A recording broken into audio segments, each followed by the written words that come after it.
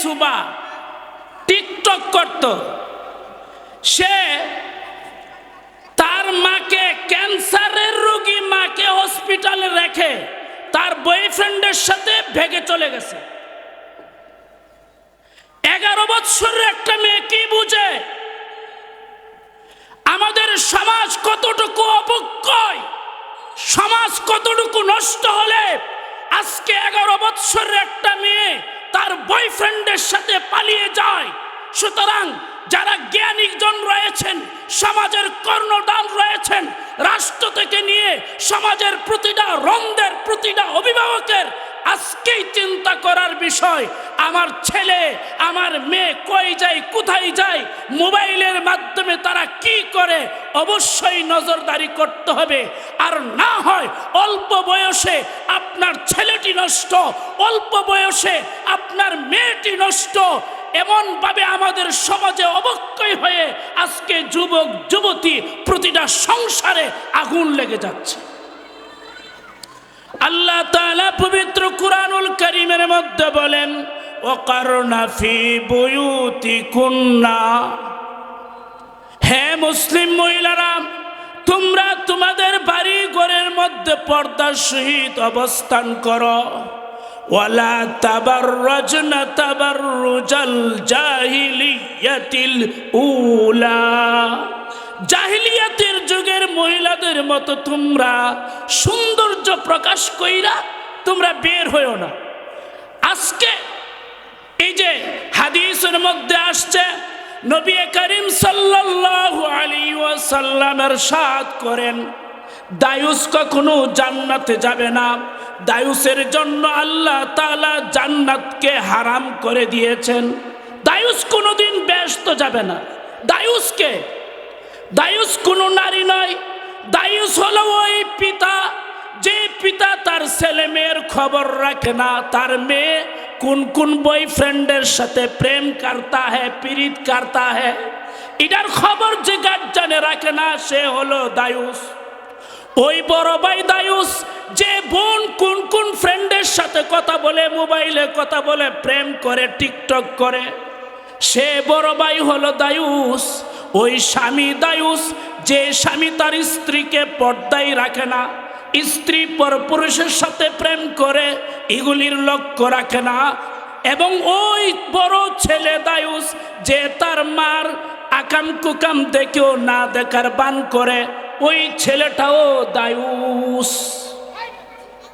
আল্লাহ তাআলা পবিত্র কুরআনের আয়াতের মধ্যে বলেছেন, ওয়াকারনা ফি বুয়ুতিকুন্না, হে মহিলারা তোমরা ঘরে অবস্থান করবে, ঘর থেকে বের হবে না।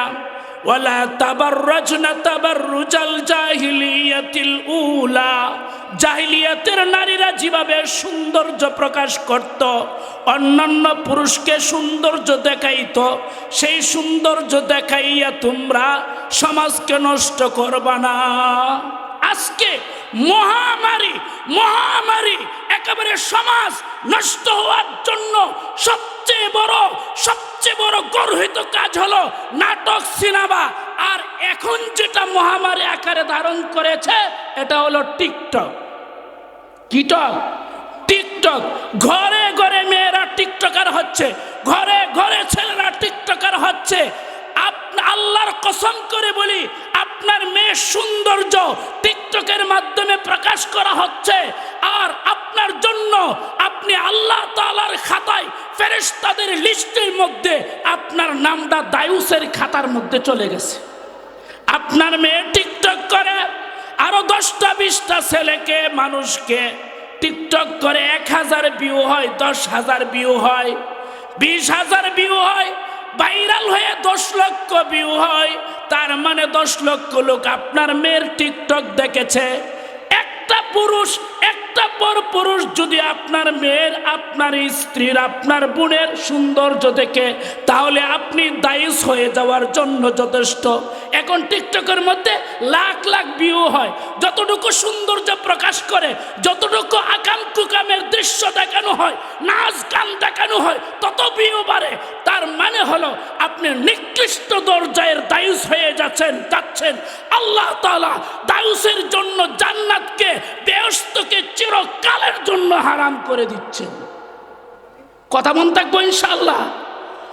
আজকে থেকে ওয়াদা করেন আপনার স্ত্রী, আপনার বোন, আপনার মেয়ে কখনো যেন টিকটক না করতে পারে। টাচ মোবাইল ছেলের হাতে মেয়ের হাতে কখনো দিবেন না প্রাপ্ত বয়স্ক হওয়ার আগ পর্যন্ত, বিয়ে করার আগ পর্যন্ত। বিয়ে তো করে, বিয়ে করলেও দেওয়া ঠিক নয়। আমার শায়েখ আল্লামা মুশতাকুন নবী দামাত বারাকাতুহুল আলিয়া উল্লেখ করেছেন, টাচ মোবাইল একজন মহিলার হাতে দেওয়ান আর পরস্পর পুরুষকে তার সাথে কথা বলার জন্য ঘর ওপেন কইরা দেওয়ান সমান কথা। কথা বুঝতে পেরেছেন? একটা টাচ মোবাইল একটা যুবতী নারীর হাতে দেওয়ান আর পরপুরুষের জন্য দরজা খুললে দেওয়ান যে তুমি আইসাই মেয়েটার সাথে কথা বলো, সমান কথা। পরপুরুষের সাথে যেভাবে ঘর খোলা থাকলে একেবারে স্বাধীনতা দিয়ে দেখলে কথা বলতে কোনো সমস্যা নাই, টাচ মোবাইল দিয়ে দিলেও পরপুরুষের সাথে কথা বলতে কোনো সমস্যা না। এই জন্য পেয়ারা হাজিরিন, প্রতিটা ছেলে মেয়ে, প্রতিটা গার্জিয়ান, প্রতিটা যত অভিভাবক রয়েছেন সকলেরই লক্ষ্য রাখা উচিত যেন আপনার ছেলে মেয়ে টাচ মোবাইলের মাধ্যমে নষ্ট না হয়ে যায়।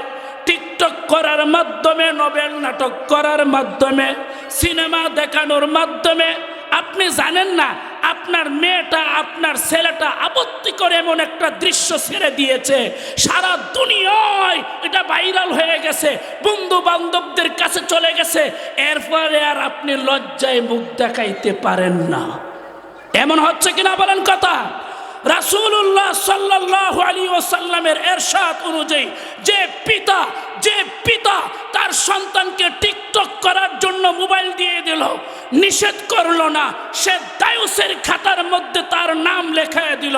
যে স্বামী তার স্ত্রী মোবাইলের মাধ্যমে পরপুরুষের সাথে কথা বলে, এরপরে যে স্ত্রী টিকটক করে কিছুই বলে না, আল্লাহর কসম ওই স্বামী দায়ুসের খাতায় নাম লিখিয়ে দিয়েছে।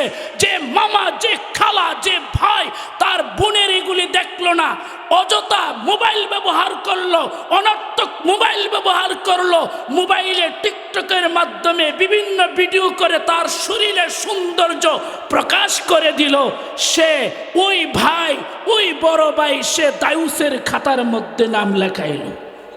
আশ্চর্য কথা। রাসূলুল্লাহ সাল্লাল্লাহু আলাইহি ওয়াসাল্লাম ইরশাদ করেন, আমি আমার উম্মতের মধ্যে দুই শ্রেণীর লোক আসবে জাহান্নামী।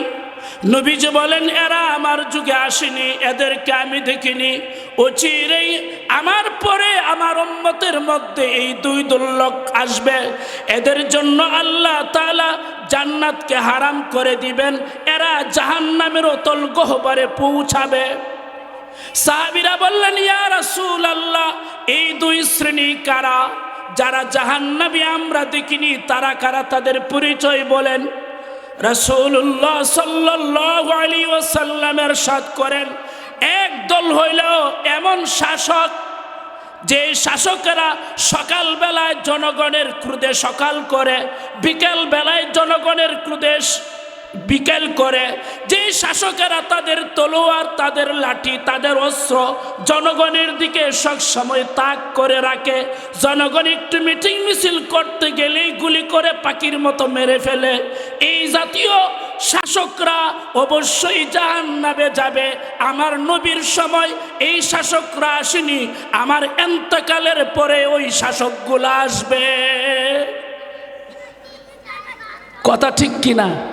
এমন শাসক আমরা দেখেছি কিনা, শাসক শ্রেণী যে একটু আপনি নড়াচড়াও করতে পারেন না, বাক স্বাধীনতাও নাই, কিছু করারও নাই, कि इस्लामेर ऊपर आघात कर लो कोनो किछु बलार नाई, पुलिस आकर गिरफ्तार करके ले जाता है, गुली मार के संगे सार कर देता है।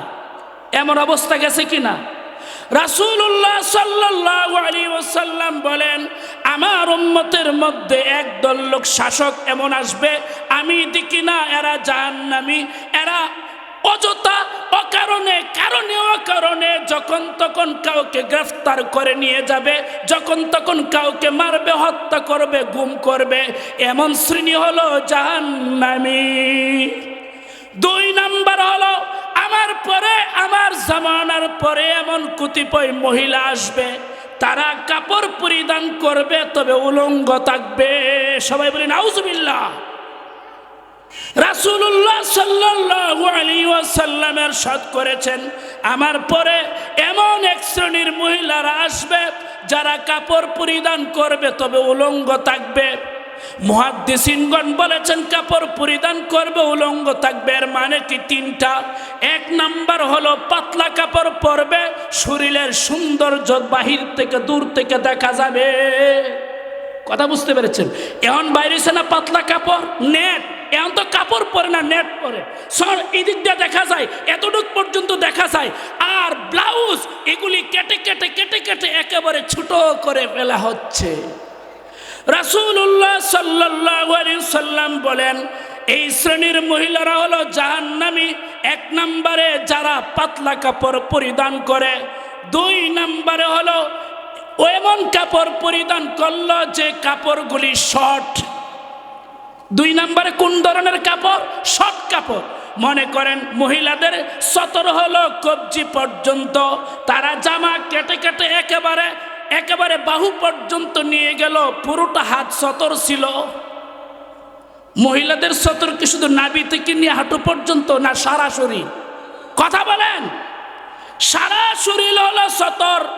রাসূলুল্লাহ সাল্লাল্লাহু আলাইহি সাল্লামের এই কথার দুই নাম্বার ব্যাখ্যা হলো, এরা কাপড় পরবে তবে কাপড় পরবে আটো-সাটো, কাপড় পরবে ছোটখাটো কাপড়, সংক্ষিপ্ত কাপড়, অনেক সংক্ষিপ্ত। আগেকার মহিলা আমাদের মা চাষিদেরকে দেখেছি, তারা ব্লাউজ বানিয়েছেন কবজি পর্যন্ত কাপড় দিয়ে, আর এখন ব্লাউজ কেটে কেটে কেটে কেটে একেবারে ছোট করে ফেলা হয়েছে বাহু পর্যন্ত। আবার ব্লাউজের পিছনে দিয়া পুরোটা পেট উদাম করে একটা লাভ চিহ্ন দিয়ে দেওয়া হয়। তার মানে হলো আমার পিছনে দেখো একটা লাভ, যাই দেখবা, যেই আমার দিকে পিছন দিক দিয়ে তাকাবে তাকে আমি আই লাভ ইউ কাহতা হো। কথা বুঝতে পেরেছেন? রাসূলুল্লাহ সাল্লাল্লাহু আলাইহি ওয়াসাল্লাম ইরশাদ করেন, যে মহিলারা আটো-সাটো কাপড় সংক্ষিপ্ত বসন ছোট কাপড় পরিধান করবে, এরাও কাপড় পরিধান করে তারা যেন এক ধরনের উলঙ্গ। দুই তিন নাম্বার ব্যাখ্যা হলো রাসূলুল্লাহ সাল্লাল্লাহু আলাইহি ওয়াসাল্লামের এই বাড়ির তিন নাম্বার ব্যাখ্যা হলো যে মহিলারা কাপড় পরবে তবে কাপড়টা হবে শরীরকে এইভাবে জাপটে ধরবে, শরীরের ভাঁজগুলি দেখা যায়। এমন আসেনি বর্তমানে একটা বুরকা বের হয়েছে, খিমার, ঠিক নি কথা? এটা কাপড় পরিধান করলো মহিলাদের শরীরের বিশেষ অঙ্গ দেখা যায়, পাছার বাস, সামনের বাস, ঠ্যাঙ্গের বাস সবগুলা দেখা যায়। এক ধরনের মেয়েদের পোশাক বের হয়েছে, তার পাকে এইভাবে জাপটে ধরে, পাটা কতটুকু চিকন, কতটুকু মোটা, কতটুকু সরু দেখা যায়। রাসূলুল্লাহ সাল্লাল্লাহু আলাইহি ওয়াসাল্লামের এই বাণী থেকে এই ধরনের আটো-সাটো কাপড় পরিধান করা নিষিদ্ধ। কথা বুঝতে পেরেছেন? তো রাসূলুল্লাহ সাল্লাল্লাহু আলাইহি ওয়াসাল্লামের বাণী আমি নবী দেখি নাই, আমার নবীর জামানায় এই শ্রেণীর মহিলারা আসে নাই, ভবিষ্যতে আসবে তারা, যারা কাপড় পরার পরে উলঙ্গ থাকবে। কিভাবে থাকবে? কাপড় হয়তো পাতলা হবে, কাপড় হয়তো নেট হবে, চামড়া দেখা যায়। দুই নাম্বার কাপড় হবে সরু, কাপড় হবে সংক্ষিপ্ত, কাপড় হবে কাপড় হবে একেবারে কেটে কেটে একেবারে ছোট, শরীরের অনেক অঙ্গ দেখা যায়, সতর দেখা যায়। এই ধরনের কাপড় নিষিদ্ধ। তিন নাম্বারে হলো কাপড় তো পরিধান করেছে, কাপড়টা শরীরকে এইভাবে চেপে ধরে, শরীরের বিশেষ অঙ্গগুলি দেখা যায়, শরীরের ভাঁজ দেখা যায়। আল্লাহ তাআলা বলেছেন ওয়াকারনা ফি বুয়ুতিকুন্না ওয়ালা তাবাররাজনা তাবাররুজাল জাহিলিয়াতিল উলা। হে মহিলারা, তোমরা ঘরে অবস্থান করো। মহিলারা ঘরে থাকবে, ঘর থেকে বের হতে পারবে না, তবে তিন কারণে বের হতে পারবে। চিকিৎসা করার জন্য বের হতে পারবে, ধর্মীয় শিক্ষা করার জন্য, ধর্মীয় কোনো বিধান যেমন হজ পালন করার জন্য বের হতে পারবে, অসুস্থ হয়ে গেলে জমি রেজিস্ট্রেশন করার জন্য বাজারে যেতে হয় তাহলে যেতে পারবে। এই সকল কারণ ছাড়া মহিলারা তাদের ঘর থেকে বের হতে পারবে না, ঘরেই থাকতে হবে। আরে আপনি কিতাবের মধ্যে দেখেন রাসূলুল্লাহ সাল্লাল্লাহু আলাইহি সাল্লামের যুগে মহিলারা মসজিদে গিয়ে নামাজ পড়তো। পর্দার বিধান যখন নাজিল হলো, নবীজি তাদেরকে মসজিদে আসতে তাদেরকে নিরুৎসাহিত করতেন, সাহাবা আজমাইন নিরুৎসাহিত করতেন। মহিলারা মসজিদে আসা বন্ধ করে দিয়েছে। যেখানে নামাজ পড়ার জন্য মহিলাদের মসজিদে যাওয়া নিষেধ, সেখানে মহিলারা মার্কেটে যাবে কেন? মহিলারা বাজারে যাবে কেন? মহিলারা দোকানে যাবে কেন? মহিলারা ঘরে অবস্থান করবে। কথা বুঝতে পেরেছেন? মসজিদে যাওয়া মহিলাদের জন্য নিষেধ। মসজিদ আল্লাহর ঘর, ইবাদত বন্দেগী করা, সেখানেই যাওয়া নিষেধ। তাহলে মার্কেটে যাওয়া কিভাবে আইন সিদ্ধ হতে পারে? মার্কেটে যাওয়া কিভাবে আইনানুগ হতে পারে, যেখানে মসজিদে ইবাদতের জন্য যাওয়াই নিষেধ? কথা বুঝতে পেরেছে? আল্লাহ তাআলা আপনি আমাকে সকলকে আজকের এই সময় যখন যুবক যুবতীদের এক ধরনের অবক্ষয় দেখা দিয়েছে, সমাজ ধ্বংসের পথে, এই পর্দার ব্যবস্থা না করার কারণে, পর্দাকে না মানার কারণে, এই টাচ মোবাইলের অধিক ব্যবহারের কারণে গার্জিয়ানদের সতর্ক হওয়ার, প্রতিটা মুসলিমের সতর্ক হওয়ার, কোরআন ও সুন্নাহর দিকে ফিরে আসার তৌফিক দান করুন। সাহেব আমিন।